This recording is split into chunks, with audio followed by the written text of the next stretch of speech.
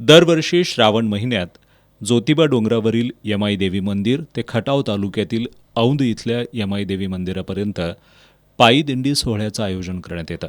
त्यानुसार आज सकाळी ज्योतिबा मंदिर आणि परिसरातील मंदिरांमध्ये धार्मिक विधी आटोपल्यानंतर हा दिंडी सोहळा औंधच्या दिशेनं रवाना झाला. टाळ मृदंगाचा गजर, खांद्यावर भगव्या पताका, मुखामध्ये चांगभलचा गजर करत या दिंडी सोहळ्यामध्ये ज्योतिबा डोंगरावरील श्रीपूजक मोठ्या संख्येनं सहभागी झालेत. 150 किलोमीटरचा पायी प्रवास करत ही दिंडी औंधमध्ये 5 दिवसांनी पोहोचणार आहे. या दिंडीचे 4 मुक्काम होणार आहेत. 5व्या दिवशी सोमवारी औंधमध्ये दिंडी पोहोचणार आहे. औंधमधील यमाई देवी मंदिरात मंगळवारी होम हवन, अभिषेक, पूजा अर्चा असे धार्मिक विधी झाल्यानंतर महाप्रसाद होणार आहे. त्यानंतर बुधवारी ही दिंडी परत फिरणार आहे. दिंडी चालक ज्योतिबाचे पुजारी मच्छिंद्र डवरी यांच्या मार्गदर्शनाखाली 200हून अधिक गावकरी, पुजारी यामध्ये सहभागी झालेत.